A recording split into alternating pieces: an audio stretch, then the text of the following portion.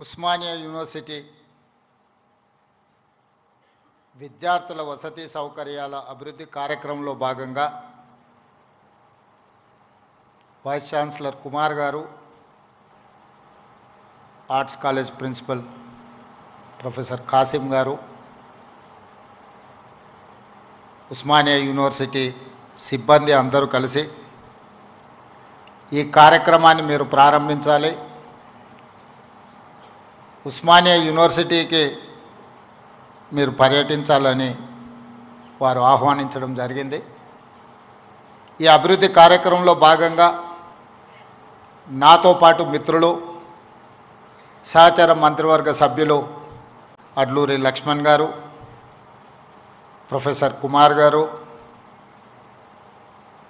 Yogita Rana education principal secretary గారు, Hyderabad city commissioner DGP CV Anand గారు, దేవసేన గారు, రిజిస్ట్రార్ గారు, ఇక్కడికి విచ్చేసిన తెలంగాణ నలుమూలల వైస్ ఛాన్సలర్స్ ప్రొఫెసర్ కోదండరామ్ గారు, education commission members, Osmania university teaching non teaching staff, విద్యార్థులందరికీ కూడా నా శుభాకాంక్షలు తెలియజేస్తున్నా.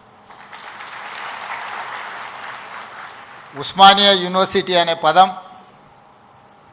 తెలంగాణ పదానికి ప్రత్యామ్నాయ పదం. తెలంగాణ అన్న, ఉస్మానియా యూనివర్సిటీ అన్న, ఈ రెండు అవిభక్త కవపుల లాంటివి. ఈ మాట నేను చాలా అథారిటీతో మాట్లాడుతున్నా. 1917లో ప్రారంభించబడ్డ ఉస్మానియా యూనివర్సిటీ, ఏ నిజాం సర్కార్ ఈ ఉస్మానియా యూనివర్సిటీని ప్రారంభించిండో 1935 వచ్చే సమయానికి నిజాం నవాబును పొగుడుతూ పాడడం కాదు, ఉస్మానియా యూనివర్సిటీ గడ్డ మీద నుంచి దేశ స్వతంత్రం కోసం పాడుతున్న వందే మాతరాన్ని పాడి వినిపించిన పివి నరసింహారావు గారి ఈ గడ్డ మీద నుంచే, ఈ ఉస్మానియా యూనివర్సిటీ నుంచే ధిక్కార స్వరాన్ని వినిపించిండు. 1938 సాయుధ రైతాంగ పోరాటానికి తండాలలో, గూడాలలో, మారుమూల పల్లెల్లో ఉన్న ఎర్రజెండా మోసినోళ్ళు ఎందరో మంది ఆనాడు ఉద్యమ బాట పట్టినప్పుడు ఉస్మానియా యూనివర్సిటీ అండ మీద, ఈ గడ్డ మీద చర్చ జరిగింది. ఆ అంశమే కాదు, ఈ ఉస్మానియా యూనివర్సిటీకి ఒక గొప్ప చరిత్ర ఉన్నది. జాతీయ స్థాయిలో హోంమంత్రిగా పనిచేసిన శివరాజ్ పాటిల్ నుంచి మొదలు పెడితే దేశ రాజకీయాలనే శాసించి ప్రపంచ దేశాలతో పోటీ పడగలిగిన ఆర్థిక బలోపేతమైన దేశంగా తీర్చిదిద్దిన పివి నరసింహారావు గారు ఈ ఉస్మానియా యూనివర్సిటీ విద్యార్థిని. వీరే కాదు, తొలి తెలంగాణ ఉద్యమానికి నాయకత్వం వహించిన ఆనాటి డాక్టర్ చెన్నారెడ్డి గారు, మల్లికార్జున్ గౌడ్ గారు, మదన్ మోహన్ లాంటి వాళ్ళు ఈ ఉస్మానియా యూనివర్సిటీని విద్యార్థులే అని ఈరోజు మనం గుర్తు చేసుకోవాలి. వారే కాదు, ఉస్మానియా యూనివర్సిటీ విద్యార్థి రాజకీయాలలో రాణించి ఉత్తమ పార్లమెంటేరియన్గా ఈ దేశానికి, దక్షిణ భారతదేశంలో మొట్టమొదటి ఉత్తమ పార్లమెంటేరియన్గా రాణించిన జైపాల్ రెడ్డి గారు ఈ ఉస్మానియా యూనివర్సిటీ బిడ్డని. వారి తర్వాతి తరంలో ఒక జార్జ్ రెడ్డి, ఒక గద్దరన్నను అందించిన గడ్డ ఈ ఉస్మానియా యూనివర్సిటీ. ఆ తర్వాత చాలామంది ఈరోజు ఇక్కడ ఉన్న తెలంగాణ ఉద్యమంలో క్రియాశీలక భాగస్వామ్యం తీసుకున్న ఎంతోమంది విద్యార్థుల నుంచి ప్రొఫెసర్లుగా నుంచి తెలంగాణ సాధనలో తమ వంతు కర్తవ్యాన్ని నెరవేర్చిన వాళ్ళు ఈ గడ్డ మీద నుంచి ఇక్కడ చదువుకున్న వాళ్ళే, ఇక్కడ సమస్యల మీద చర్చించిన వాళ్ళే.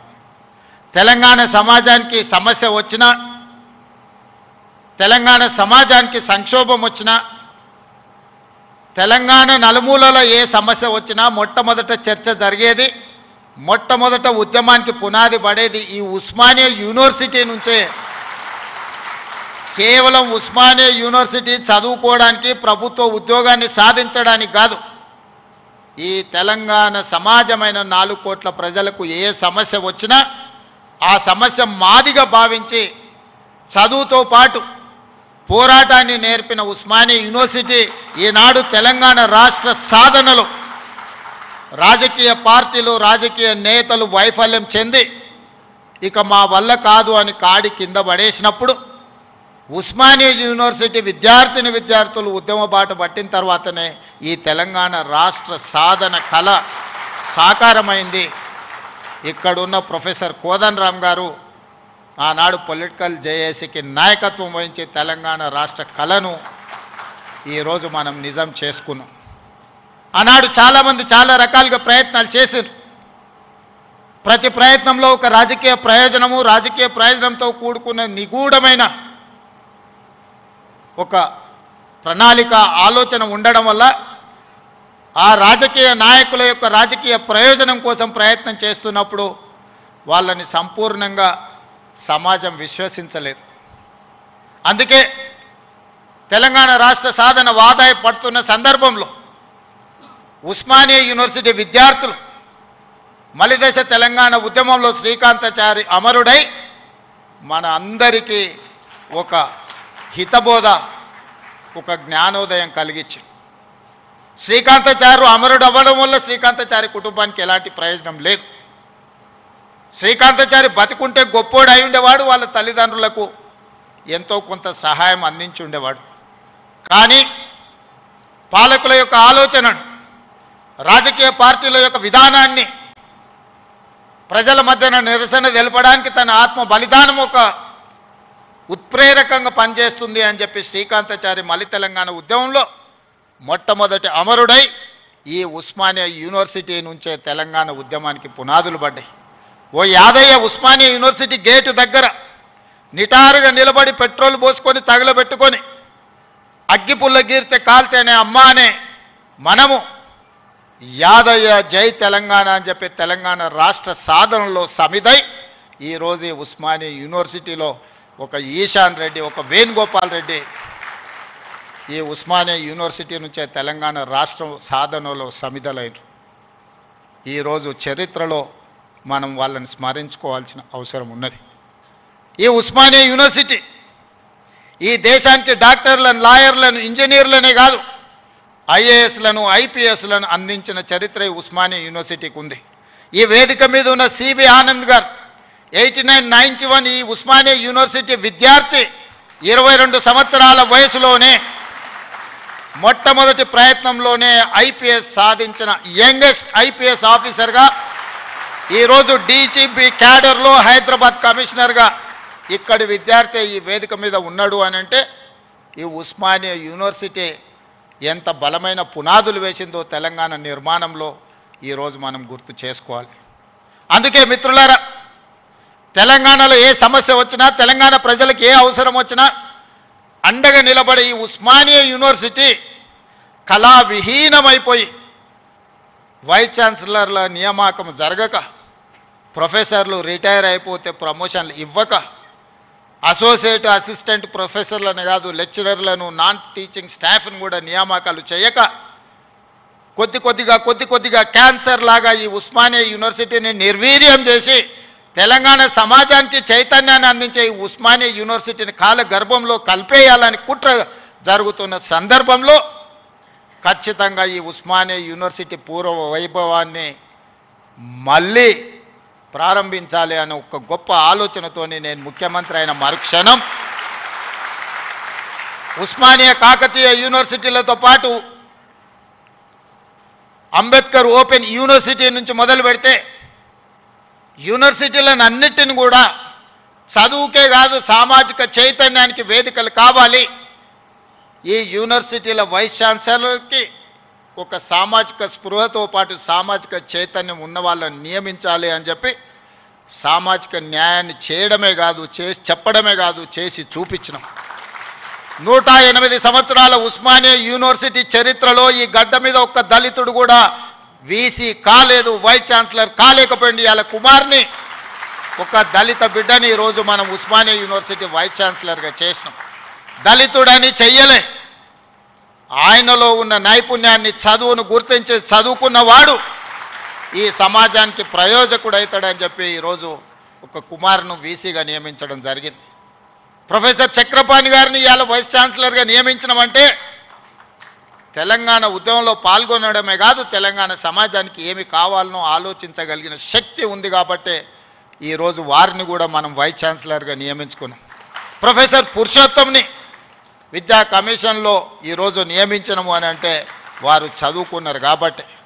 ఇవాళ విద్యా కమిషన్ను మొట్టమొదటిసారి తెలంగాణ రాష్ట్రంలో ఏర్పాటు చేసుకుంటే అక్నూర్ మురళి ఐఏఎస్ ఆఫీసర్ని దానికి నియమించడం ఒక చారగొండ వెంకటేష్ని ఈ యూనివర్సిటీ విద్యార్థిని అందులో సభ్యుడిగా వేసినామంటే ఈరోజు వాళ్ళు చదువుకున్నారు, చైతన్యం ఉన్నది కాబట్టే ఈ సమాజానికి ప్రయోజనం చేకూరాలి అని ఈరోజు బాలలక్ష్మికి కూడా అవకాశం ఇచ్చినామంటే ఈ ఉస్మానియా యూనివర్సిటీ విద్యార్థిని.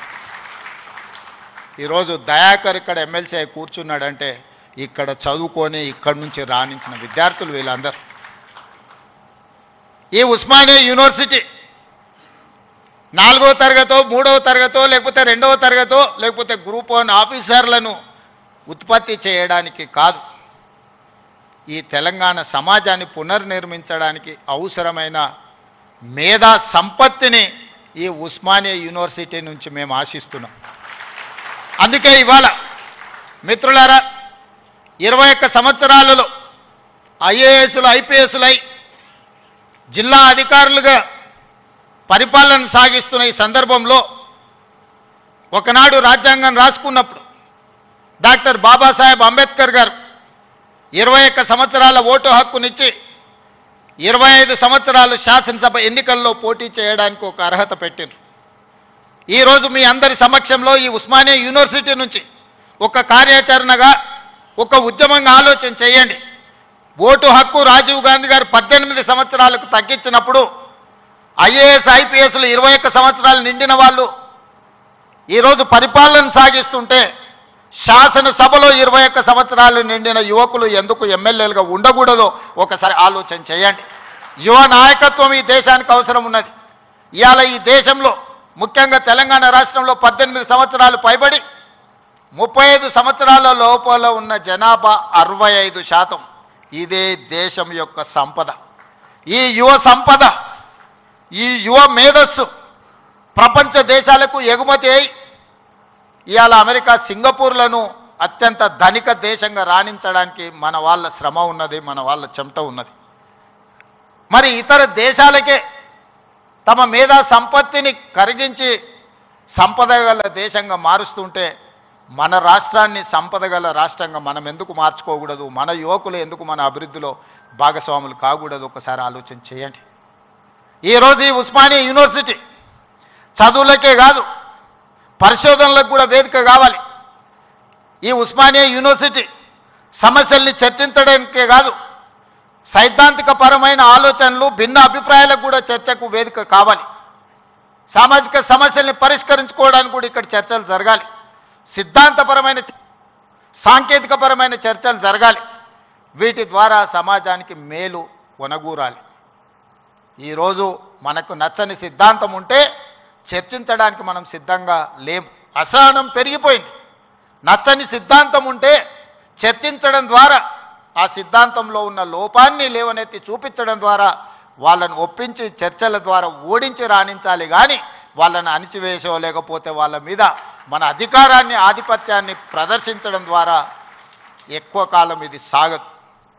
అందుకే ఈరోజు తెలంగాణ రాష్ట్రంలో 2వ ముఖ్యమంత్రిగా నేను బాధ్యత చేపట్టిన తర్వాత పొట్టి శ్రీరాములు యూనివర్సిటీగా ఉన్న తెలుగు యూనివర్సిటీకి ఆనాడు పాత్రికేయ సంపాదకుడుగా, మేధావిగా, నిజాం రజాకర్ల నుంచి విముక్తి కలిగించిన పోరాటంలో పాల్గొన్న సురవరం ప్రతాప్ రెడ్డి గారి పేరును తెలుగు యూనివర్సిటీకి మనం పేరు పెట్టుకోవడం జరిగింది.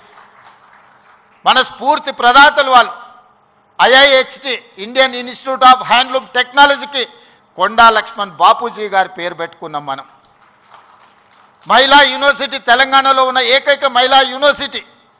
ఆ మహిళా యూనివర్సిటీకి ఆనాడు ఘడీలకు, దొరలకు, జమీందారులకు వ్యతిరేకంగా, రజాకర్లకు వ్యతిరేకంగా నిటారుగా నిలబడి కొట్లాడిన చాకలి ఐలమ్మ పేరు వీరనారి చాకలి ఐలమ్మ యూనివర్సిటీగా ఈరోజు కోటి ఉమెన్స్ కాలేజీని ఒక యూనివర్సిటీగా తీర్చిదిద్ది పోరాటానికి స్ఫూర్తినిచ్చిన వీరనారి చాకలి ఐలమ్మ పేరు ఈరోజు మనం పెట్టుకోవడం జరిగింది. ఇవన్నీ ఎందుకు? ఇవన్నీ మనకి స్ఫూర్తిని నింపడానికి, మనలో పోరాట పటిమను పెంచడానికి. ఆనాడు తెలంగాణ యువత సమస్యల మీద పోరాటం చేసే చైతన్య పరులుగా ఉన్నారు. కానీ ఈనాడు ముఖ్యమంత్రిగా నాకు అందుతున్న సమాచారం తెలంగాణ ప్రాంతంలో జరుగుతున్న పరిణామాలు మానసిక వేదనకు గురి చేసే పరిస్థితి ఉన్నది. ఈరోజు పట్టణ ప్రాంతాలలో లేకపోతే యూనివర్సిటీలలో కాదు, చిన్న చిన్న కాలేజీల్లో, జూనియర్ కాలేజ్, డిగ్రీ కాలేజీల్లో కూడా విద్యార్థులు గంజాయి సేవించే పరిస్థితి వచ్చింది. ఇది తెలంగాణ సమాజాన్ని నిర్వీర్యం చేసే ప్రమాదం పొంచి ఉన్నది. ఇవాళ గంజాయి, డ్రగ్స్ తెలంగాణ సమాజాన్ని, యువతను పట్టి పీడిస్తున్నాయి. ఇవాళ సిద్ధాంతపరమైన పోరాటాలు లేకపోతే సామాజిక చైతన్యానికి సంబంధించిన ఉద్యమాలు లేకపోవడం వల్ల ఈరోజు ఈ విద్యార్థులు వ్యసనాల వైపు బానిసలు అవుతున్నారు. ఇది మనందరం, ఇక్కడున్న మేధావులందరూ ఆలోచన చేయాలి, చర్చ చేయాలి. ఈ పరిస్థితుల్లో మనందరం ఒకనాడు తెలంగాణ సమాజంలో కావచ్చు, దేశంలో కావచ్చు, శ్రీమతి ఇందిరాగాంధీ గారు, పివి నరసింహారావు గారు తీసుకొచ్చిన agriculture ceiling act, urban ceiling act ద్వారా జాగీర్దారులు, జమీందారులు, భూస్వాముల దగ్గర ఉన్న వేలాది ఎకరాల భూములను, కొన్ని లక్షల ఎకరాల భూములను సేకరించి దళితులకు, గిరిజనులకు అసైన్మెంట్ పట్టాల పేరు మీద భూములు ఇచ్చారు. ఆనాడు గ్రామాలలో భూమి ఉండడం, ఆత్మగౌరవం, వ్యవసాయం చేయడం ఆ కుటుంబానికి గుర్తింపుగా ఉండి ఆనాడు ప్రభుత్వాలు ఇందిరమ్మ పేరు మీద అసైన్మెంట్ భూములను పేదలకు లక్షలాది ఎకరాలు పంచారు. ఆ తర్వాత పోడు భూముల పట్టాలు 25 లక్షల ఎకరాల అసైన్మెంట్ భూముల పట్టాలు దళితుల, గిరిజనులకు ఇస్తే 10 లక్షల ఎకరాల భూములు ఆదివాసీలకు పోడు భూముల పట్టాలిచ్చి ఈరోజు ఈ రాష్ట్రంలో దళితులు, గిరిజనులు భూ యజమానులుగా ఉన్నారు అని అంటే ఆనాడు తీసుకొచ్చిన అగ్రికల్చర్ సీలింగ్ యాక్ట్ అన్న సంగతి ఈరోజు మనందరికీ తెలుసు. ఈరోజు సొంత ఇంటి కళ. నేను ఖానాపూర్లో ఒక ఆదివాసీ బిడ్డకి ఎమ్మెల్యే టికెట్ ఇచ్చిన. అతనికి ఉన్న గొప్ప ఆస్తి ఏందంటే వాళ్ళ తండ్రికి ఇందిరమ్మ ఉన్నప్పుడు ఇచ్చిన ఇందిరమ్మ ఇల్లు. నేను అక్కడ నాగోబా జాతర దర్శించుకోవడానికి ఒక గిరిజన సాంప్రదాయానికి సంబంధించి గుడిని సందర్శించినప్పుడు చైతన్యం కలిగిన యువకుడిగా వాళ్ళందరినీ సమన్వయం చేస్తూ ఒక యువకుడు నాకు కనిపించింది. పిలిచి పేరు అడిగినా నాకు అర్థం కాలే. తర్వాత నా పక్కన వాళ్ళకి చెప్పిన, అబ్బాయి ఫోన్ నెంబర్ తీసుకొని, చదువుకున్నాడు, చైతన్యం ఉన్నది, ఫీల్డ్ ఎన్ఆర్ఈజీఎస్లో ఫీల్డ్ అసిస్టెంట్గా పనిచేస్తున్నాడు అని చెప్తే అతన్ని పికప్ చేసుకొని ఎమ్మెల్యే టికెట్ ఇస్తే ఈరోజు ఎడమ బొజ్జు పేరు మీద శాసనసభలో ప్రాతినిధ్యం వహిస్తున్నాడు. దానికి కారణం చదువు, చైతన్యం. ఈరోజు లక్ష్మణ్ మంత్రి అయినా, కుమార్ వైస్ ఛాన్సలర్ అయినా, ప్రొఫెసర్ కాసిం గారు ప్రిన్సిపల్ గారైనా, ఈ యోగితా రాణా గారు వారి సామాజిక నేపథ్యం మీరు తెలుసుకోండి, వారు ఐఏఎస్ ఆఫీసర్ ఇక్కడ ఉన్న, ఇక్కడ చాలామంది రాణించిందంటే చదువు ఒక్కటే కారణం. ఇవాళ చదువును మనం నిర్లక్ష్యం చేసే పరిస్థితి లేదు. ఈరోజు నేను ఉన్న వాస్తవం మీ దగ్గర చెప్పదలుచుకున్నా. నా దగ్గర పంచడానికి భూములు లేవు, మిమ్మల్ని ధనవంతులు చేయడానికి ఖజానా ఖాళీగా ఉన్నది. ఖజానా ఒట్టిపోయి ఉన్నది, భూములేమో లేవు, పంపకాలు జరిగిపోయినాయి. ఈరోజు తెలంగాణలో 1,50,00,000 ఎకరాల వ్యవసాయ యోగ్యమైన భూములు ఉంటే 96% చిన్న సన్నకారు రైతులే. అంటే ఎకరము, 2 ఎకరాలు, 3 ఎకరాలే. ఇప్పుడు అగ్రికల్చర్ సీలింగ్ యాక్ట్ తెచ్చినా నేను గుంజుకోవడానికి గజం కాదు కదా, ఇంచు భూమి కూడా లేదు. అందుకే మా దళితులకు, మా గిరిజనులకు, మా బలైన వర్గాలకు, మా మైనారిటీ సోదరులకు, మా తమ్ముళ్ళకు, మా చెల్లెళ్ళకు నా సూచన ఒక్కటే, మీరు ధనవంతులు కావాలి, మీరు గొప్ప వ్యక్తులు కావాలి అని అంటే రాష్ట్ర ప్రభుత్వం పంచడానికి భూములు లేవు, నింపడానికి ఖజానా లేదు. మీకు నేను ఇవ్వగలిగింది విద్య ఒక్కటే, నాణ్యమైన విద్యనే మీ తలరాతలను మారుస్తుంది. మీ తలరాతలు మారాలంటే మీరు చదువుకోవాలి. చదువు ఒక్కటే పరిష్కారం. చదువు ఒక్కటే మిమ్మల్ని గుణవంతులు చేస్తుంది, ధనవంతులను చేస్తుంది, శ్రీమంతులు చేస్తుంది. ఈ తెలంగాణ సమాజంలో మిమ్మల్ని భాగస్వాములను చేస్తుంది. చదువుకునే వయసులో మీరు ఇతర వ్యాపకాలకు లోనైతే జీవితాంతం బాధతోని కుళ్ళి కృషించి చావాల్సిన పరిస్థితి వస్తుంది. అందుకే ఒక సామాజిక బాధ్యతగా ముఖ్యమంత్రి అయిన ఎంబడే వైస్ ఛాన్సలర్ను నియమించిన. వాళ్ళనే ఇంటర్నల్ ఒక సబ్ కమిటీ వైస్ ఛాన్సలర్తో వేసి మీ విద్యా ప్రమాణాలు పెంచుకోవాలంటే నేను చేయగలిగింది ఏందో మీరు చెప్పండి.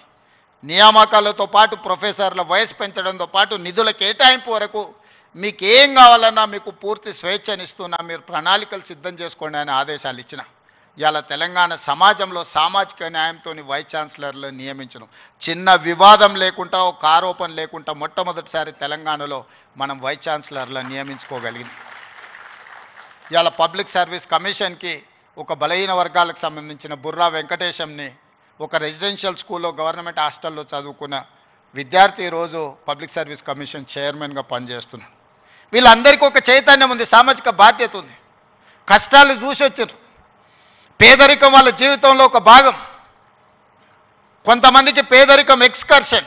పేదరికం ఎట్లుంటుందో అంటే పట్టణం నుంచి పెద్ద బెంచ్ కార్ వేసుకొని పోయి చూసి పేదరికం ఓహో ఇట్లుంటుందా అని చూసి వచ్చే ఎక్స్కర్షన్ కొంతమంది పెద్దోళ్ళకు. కానీ ఆ పేదరికంలోనే పుట్టి ఆ పేదరికాన్ని అనుభవించి ఆ పేదరికంలో నుంచే అభివృద్ధి పదం వైపు నడిచిన వాళ్ళు ఈరోజు తెలంగాణ రాష్ట్రాన్ని నడుపుతున్నారు. పేదరికం అంటే మాకు కొత్త కాదు, పేదరికం మాకు చుట్టం కాదు, పేదరికం మా జీవన విధానంలో ఒక భాగం. మేము ఆ పేదరికాన్ని చూసి వచ్చినాం.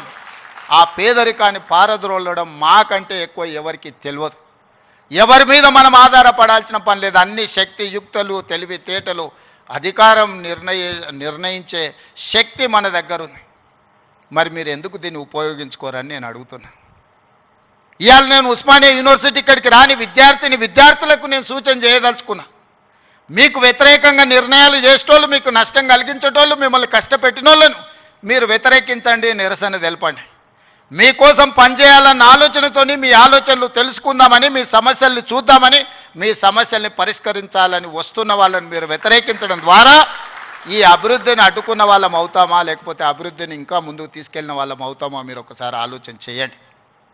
అందుకే ఈరోజు చాకలి ఐలమ్మ యూనివర్సిటీకి పేరు పెట్టడమే కాదు, 500 కోట్ల రూపాయలు ఇచ్చి అభివృద్ధి చేసి ప్రతి తెలంగాణ ఆడబిడ్డ చదువుకోవాలి, రాణించాలి అని చెప్పి వీరనారి చాకలి ఐలమ్మ యూనివర్సిటీకి 500 కోట్ల రూపాయలు నిధులు ఇచ్చి ఈరోజు ఒక అద్భుతమైన పోటీ పడగలిగే యూనివర్సిటీగా తీర్చిదిద్దుతున్నాం. మరి ఒక మహిళా యూనివర్సిటీకి 500 కోట్ల రూపాయలు ఇస్తే మా ప్రొఫెసర్ గారు, మా వైస్ ఛాన్సలర్ గారు 5 కోట్లు 10 కోట్లు అడుగుతున్నారా? అడగడానికి కూడా మా వాళ్ళకు పేదరికం ఉన్నది. ఎంత పేదరికం అంటే అడగడానికి కూడా 100 అడిగితే ఏమనుకుంటారో 100నా అని అనుకునే పరిస్థితిలో మా వైస్ ఛాన్సలరు, మా అడ్లూరు లక్ష్మణ్ అంటే వాళ్ళ పేదరికం వాళ్ళని పెద్ద నెంబర్ ఆలోచన చేయడానికి కూడా అడ్డుపడుతున్నది. అందుకే నేను యోగితా రాణా గారికి ఆదేశాలు ఇస్తున్నా. ఒక కమిటీ వేయండి, ఇంజనీర్స్ కమిటీ. టోటల్గా ఎడ్యుకేషన్ నుంచి, యూనివర్సిటీ నుంచి ఒక టీంని, రాష్ట్ర ప్రభుత్వం నుంచి, విద్యాశాఖ నుంచి, సాంకేతిక పరమైన ఇంజనీర్లతో పాటు ఎడ్యుకేషన్ సైడ్ నుంచి ఉండే వాళ్ళందరినీ ఒక కమిటీ, చిన్న కమిటీని కూర్చి ఉస్మానియా యూనివర్సిటీ 100% ప్రపంచంతో పోటీ పడగలిగే ఒక స్టాన్ఫర్డ్, ఒక ఆక్స్ఫర్డ్ యూనివర్సిటీ స్థాయిలో మనకేం తక్కువ 3 లక్షల కోట్ల రూపాయల బడ్జెట్ ఉంది. ఎవడో 1,00,000 కోట్లు కట్టింది, కూలింది, పోయింది. 1,00,000 కోట్లు గంగలో పోయింది, గోదావరిలో పోయింది. మీకోసం ఒక 1000 కోట్లు ఖర్చు పెట్టడానికి మాకేమన్నా దరిద్రం ఉందా? నేను స్పష్టంగా చెప్పదలుచుకున్నా. ఈ సంవత్సరం విద్యాశాఖ కోసము 40,000 కోట్లు ఖర్చు పెట్టిన 40,000 కోట్లు ఈ సంవత్సరం young India integrated residential schools 100 నియోజకవర్గాలలో 100 young India integrated residential schools, ఒక్కొక్క స్కూల్కి 25 ఎకరాల స్థలం, 200 కోట్లు, 20,000 కోట్ల రూపాయలు ఈరోజు యంగ్ ఇండియా ఇంటిగ్రేటెడ్ స్కూల్స్కి నేను సంతకం పెట్టి ఇచ్చిన.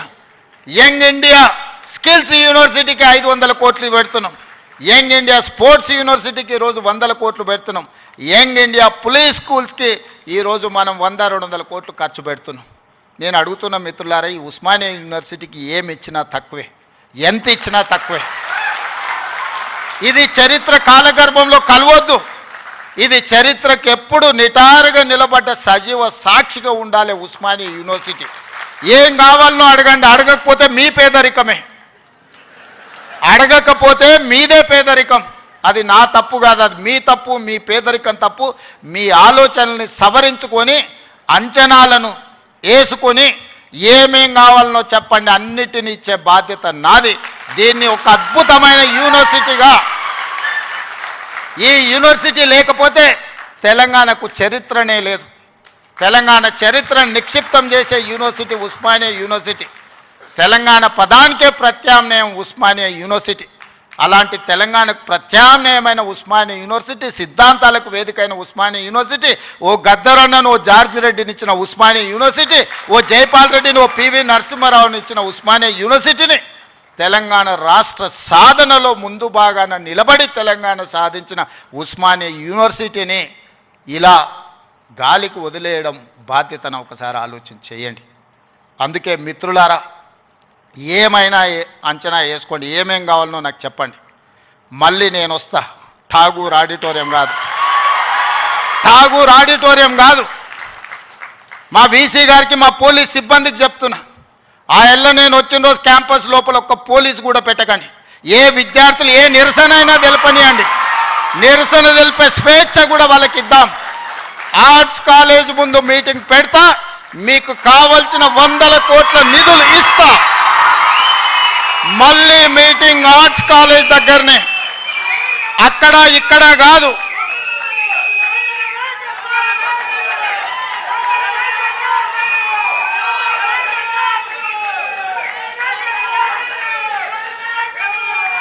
ఆర్ట్స్ కాలేజ్కి వచ్చిన రోజు డీజీపీ గారికి, సిటీ కమిషనర్ గారికి నేను ఆదేశాలు ఇస్తున్నా, ఒక్క పోలీసు కూడా క్యాంపస్ లోపల ఉండొద్దు, నేను వస్తా. ఎవరు వీళ్ళు? మా తమ్ముళ్ళు, మా చెల్లెళ్ళు తండాలలో, గూడాలలో, మారుమూల పల్లెల్లో పేదరికం రుచి చూసి అభివృద్ధి జరగాలి, డాక్టర్లు, లాయర్లు, ఇంజనీర్లు కావాలి, ఐఏఎస్లు, ఐపీఎస్లు, ఐఎఫ్ఎస్లు అయి ఈ దేశ నిర్మాణంలో భాగస్వాములు కావాలని ఇక్కడికి వచ్చిన వాళ్ళను ఆనాడు ఉన్నాయన గొర్రెలు, బర్రెలు, చేపలు పెంచుకోండి అంటే ఈరోజు డాక్టర్లు, లాయర్లు, ఇంజనీర్లు కాండి, ఐఏఎస్లు, ఐపీఎస్లు కాండి అని నేనంటున్నా. నేను రావద్దా? ఎందుకు రావద్దు? గొర్రెలు, బర్రెలు, చేపలు పెంచుకునేటోనికి నేను రావద్దని కోరిక ఉండొచ్చు, కానీ డాక్టర్లు, లాయర్లు, ఇంజనీర్లు, ఐఏఎస్లు, ఐపీఎస్లు అయ్యే విద్యార్థులకు నేను రావద్దని నన్ను అడ్డుకోవాలన్న ఆలోచన ఎందుకు ఉంటుంది? ఒకవేళ అడ్డుకుంటే వాళ్ళు వేసే యక్ష ప్రశ్నలకు సమాధానం చెప్పే చిత్తశుద్ధి నాకుంది. తెలివి ఉందా లేదా పక్కన పెడితే నాకు చిత్తశుద్ధి ఉంది. నా చిత్తశుద్ధిని ఎవరు ప్రశ్నించలేరు, ఎవరు శంకించలేరు. అందుకే మీరు అంచనాలు పెంచండి, అంచనాలు వేయండి, అన్ని వివరాలు సేకరించండి. డిసెంబర్ మాసం మనకు అత్యంత కీలకమైన మాసం. Miracle month is December. క్రిస్మస్ని మిరకల్ మంత్ అంటారు, అద్భుతాలు జరిగే నెల అంటారు. డిసెంబర్ 9, 2009కి చరిత్ర పుటలలో ఒక గొప్ప పేజీ ఉన్నది. మొట్టమొదటి తెలంగాణ రాష్ట్ర ప్రకటన డిసెంబర్ 9, 2009 నాడు జరిగింది.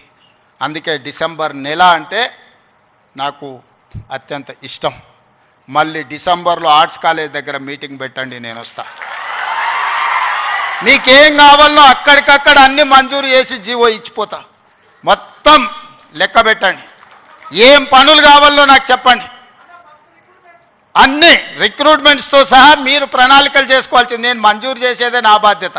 పబ్లిక్ సర్వీస్ కమిషను ఆనాడు గ్రూప్ 1 పరీక్షా పత్రాలు జిరాక్స్ సెంటర్లలో పల్లి బఠానీల కింద అమ్ముకుంటే పబ్లిక్ సర్వీస్ కమిషన్ని ప్రక్షాళన చేసి కొత్తగా నియమించి పరీక్షలు నిర్వహించి దాదాపుగా 85% ఎస్సీ, ఎస్టీ, బీసీ మైనారిటీలు ఈరోజు సెలెక్ట్ అయ్యే పరిస్థితి ఉంటే కొంతమంది అడ్డుకోవాలని కోర్టుకెళ్ళి స్టే తీసుకొచ్చి సంవత్సరాల కొద్దీ 2011లో పబ్లిక్ సర్వీస్ కమిషన్ గ్రూప్ 1 పరీక్షలు జరిగితే 2025 వరకు మళ్ళీ పరీక్షలు జరగలేదు. 14-15 ఏళ్ల తర్వాత నేను పరీక్షలు నిర్వహిస్తే ఫలితాలను ప్రకటించకుండా అడ్డుకుంటున్నారు. విద్యార్థులారా మీరు ఆలోచన చేయండి. 60,000 ప్రభుత్వ ఉద్యోగాలు ఒక్కొక్కరి తలలు లెక్కబెట్టి ఎల్బీ స్టేడియంలోనే వాళ్ళ కుటుంబాలు వాళ్ళ తల్లిదండ్రులను పిలిచి నియామక పత్రాలు అందించి 60,000 ప్రభుత్వ ఉద్యోగ ఖాళీలను మొదటి సంవత్సరంలోనే భర్తీ చేసిన. విద్యను పెంచాలి, విద్యను పంచాలి అని 11,000 మంది టీచర్లను 55 రోజుల్లో నోటిఫికేషన్ ఇవ్వడమే కాదు రిక్రూట్ చేసి నియామక పత్రాలు అందించిన తెలంగాణ రాష్ట్రంలో కొన్ని కారణాల వల్ల ఎస్సీ కేటగరైజేషన్ ఇతర అంశాల వల్ల రిక్రూట్మెంట్ను వాయిదా పెట్టినా ఈరోజు ఆ సమస్యను పరిష్కరించుకొని దాదాపుగా ఇంకో 40,000 ఉద్యోగాలను రాబోయే 6 నెలల నియామకాలు చేపట్టి 2.5 సంవత్సరాలు పూర్తి చేసుకునే లోపల 1,00,000 ఉద్యోగాలు భర్తీ చేయాలి ప్రభుత్వంలో అని ప్రయత్నం చేస్తున్నా.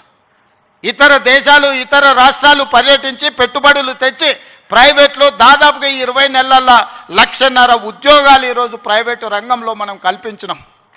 ఈరోజు తెలంగాణ రాష్ట్రము అభివృద్ధి చెందిన రాష్ట్రంగా ఈరోజు వేగంగా ప్రయాణం చేస్తుంది. Self collection of revenue, law and order, policing ప్రతిదీ దేశంలోనే నెంబర్ 1 రాష్ట్రంగా ఈరోజు కేంద్ర ప్రభుత్వం గుర్తించింది. నేను చెప్పట్లేదు, కేంద్ర ప్రభుత్వం నివేదికలు చెప్తున్నాయి. శాంతి భద్రతలను కాపాడడం నుంచి మొదలు పెడితే ఈరోజు నిత్యావసర వస్తువుల ధరలను నియంత్రించడంలో ఇన్ఫ్లేషన్లో కూడా Telangana is lowest inflation state in the country 1.5. బయట రాష్ట్రాలకి జాతీయ స్థాయిలో 8% ఇన్ఫ్లేషన్ ఉంటే ఇతర రాష్ట్రాల 6-7% ఉంటే నిత్యావసర వస్తువులను నియంత్రించే 1.5% ఇన్ఫ్లేషన్ ఉన్న రాష్ట్రంగా తెలంగాణ మొట్టమొదటి స్థానాన్ని ఆక్రమించింది. ఎన్నడైనా ఆలోచన చేసిండ్రా? సన్న బియ్యం ప్రతి పేదవాడికి 3,10,00,000 మందికి ఈరోజు సన్న బియ్యం తింటున్నారంటే 60 రూపాయల కేజీ ఉన్న సన్న బియ్యం ఇవాళ 45 రూపాయలకే మార్కెట్లో దొరుకుతున్నాయి. అంటే 3,10,00,000 మందికి ఈరోజు రాష్ట్ర ప్రభుత్వం సన్న బియ్యం ఇవ్వడం. రేషన్ కార్డు అడగాలంటే అదో అమెరికా వీసా లాగా ఉండే ఒకనాడు. ఇవాళ ప్రతి పేదవాడికి రేషన్ కార్డు ఇచ్చి ఇంటింటికి వెళ్ళి నీకు రేషన్ కార్డు కావాలన్నా తీసుకో అని చెప్పి ఈరోజు ఇస్తున్న ప్రభుత్వం మనది కాదా? ఈ ప్రభుత్వం ఉన్నదే మీకోసం. వీటిని అమలు చెయ్యాలి అంటే నియమ నిబంధనల ప్రకారం మనం పనిచేయాలి. ఉద్యోగ నియామకాలు ఇవ్వాలి అంటే నేను నోటిఫికేషన్ ఇవ్వాలి. ప్రభుత్వ శాఖలలో ఖాళీలను తెచ్చుకోవాలి, రేషనలైజేషన్ చేయాలి, ఎక్కడెక్కడ ఖాళీలు ఉన్నాయో గుర్తించాలి. ఆ ఖాళీలను పబ్లిక్ సర్వీస్ కమిషన్కో, పోలీస్ కమిషన్కో, లేకపోతే మెడికల్ అండ్ హెల్త్ డిపార్ట్మెంట్ ద్వారానో ఈరోజు నియామకాలు చేపట్టడానికి ఒక ప్రాసెస్ ఉంది. ఆ ప్రాసెస్ ప్రకారం మనం ఈరోజు చేసుకుంటున్నాం. ఒకనాడు నోటిఫికేషన్ల కోసం మీరు ధర్నాలు నిరసనలు చేసేది.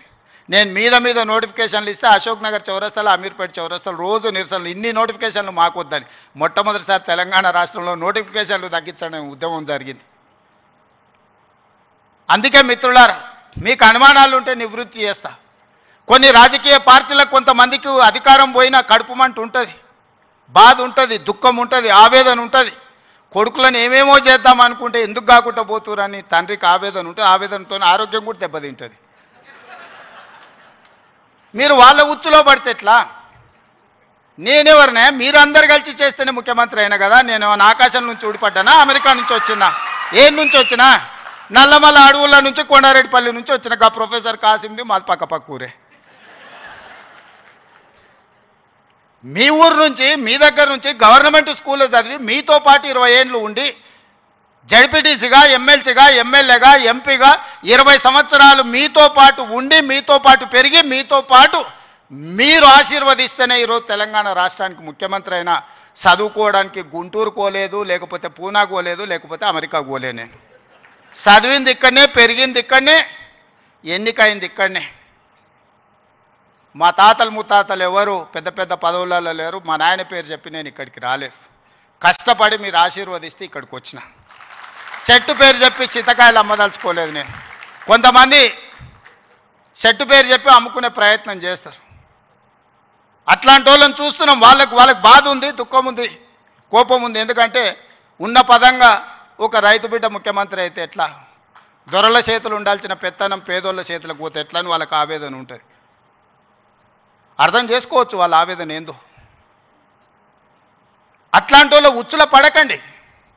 సమస్య ఉంటే నాకు చెప్పండి. నా మంత్రులందరూ అందుబాటులో ఉన్నారు. మీ మంత్రి లక్ష్మణ్ ఎవరే? మీ మధ్యలో ఉండేటోడే కదా. పొన్నం ప్రభాకర్ ఎవరే? విద్యార్థి రాజకీయాల నుంచి వచ్చినోడే కదా. ఏ పేరైనా తీసుకోండి. ఈరోజు నా మంత్రివర్గంలో ఉన్నోళ్ళు మీకు అందుబాటులో ఉండనోళ్ళ, మీరు కలిస్తే చెబితే విననోళ్ళ. ఇవాళ ప్రొఫెసర్ కోదండరామ్ గారిని ఎమ్మెల్సీగా చేసినాం. ఎందుకు? మీ సమస్యలు విని చట్టసభలలో ప్రస్తావిస్తాడని. కుట్ర చేసి సుప్రీంకోర్టుకి వెళ్ళి కొట్టేపించారు. నేను మళ్ళీ చెప్తున్నా సార్, 15 రోజులు మళ్ళీ ఎమ్మెల్సీకి పంపుతాం. ఎవడడ్డం వస్తాడో చూద్దాం. ఎందుకంటే ప్రజాస్వామికంగా ప్రజల సమస్యల్ని ప్రస్తావించే వాళ్ళు చట్టసభలో ఉండాలనేది నా ఆలోచన. అలాంటి వాళ్ళను నువ్వు పంపించినప్పుడు వాళ్ళకు కూడా పదవి ఉండొద్దని సుప్రీంకోర్టు వరకు పోయి కోట్ల రూపాయలు పెట్టి పెద్ద పెద్ద న్యాయవాదులను తీసుకొచ్చి ప్రొఫెసర్ కోదండరామ్ సార్ని ఎమ్మెల్సీగా తొలగించారు. ఏం పైశాచికానందం ఇది? ఏం శునకానందం? సార్ ఒక్కడు ప్రొఫెసర్గా ఉంటే తప్ప, ప్రొఫెసర్ గారు ఎమ్మెల్సీగా ఉంటే తప్ప? మీ ఇంటిల్లి పాదు మంత్రులు ఉండొచ్చు, ముఖ్యమంత్రి ఉండొచ్చు, ఎమ్మెల్సీలు ఉండొచ్చు, ఎంపీలు ఉండొచ్చు, అన్నీ మీ కుటుంబం ఉండొచ్చు. కానీ పొలిటికల్ చేసి చైర్పర్సన్గా పనిచేసిన కోదండరామ్ గారు ఒక ఎమ్మెల్సీ ఉంటే మీ దుఃఖమేందని అడుగుతున్నా. నా మీద తీటుందంటే నేను అర్థం చేసుకుంటా. ఆ సార్ ఏందే పాపం, ఇంటి తలుపులు వలగొట్టినా ఏమనలే సారు. నేనైతే చెంపలు వలగొడుతుంటే ఆయనను కూడా ఉండొద్దు ఎమ్మెల్సీ గాని అంటే ఎట్లాంటి ఆలోచనలతో ఉన్నారో ఒకసారి ఆలోచన చేయండి. నేను కాకుండా ఇంకెవరైనా ఉంటే కుమార్ గారు వైస్ ఛాన్సలర్ అవుతుండేనా? మీరు చెప్పండి, మీరు ఆలోచన చేయండి. జానయ్య గారు అక్కడ అవుతుండేనా వైస్ ఛాన్సలరు? ఈ సామాజిక చైతన్యం ఆనాడు దయాకర్ ఉద్యమంలో యాక్టివ్గా ఉన్నాడు కదా. 10-12 ఏళ్ళు పాపం ఏది రాకుండా అందరు అడ్డం పడ్డారు కదా. ఇవాళ ఎమ్మెల్సీ అయ్యండి కదా దయాకర్ కూడా. ఇవన్నీ ఎందుకు అవుతున్నాయి? బాలలక్ష్మి మీ బిడ్డనే కదా, మీ యూనివర్సిటీలో పెరిగిన అమ్మాయే కదా. ఈరోజు ఈ రాష్ట్ర ప్రభుత్వాన్ని నడిపే దాంట్లో భాగస్వామి అయింది కదా.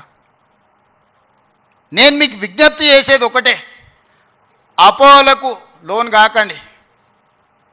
అబద్ధాల సంఘాలు ఉంటాయి, దానికి అధ్యక్షులు ఉంటారు, తండ్రి కొడుకులు. ఆ అబద్ధాల సంఘం చెప్పి అబద్ధాలను మీరు నమ్మకండి.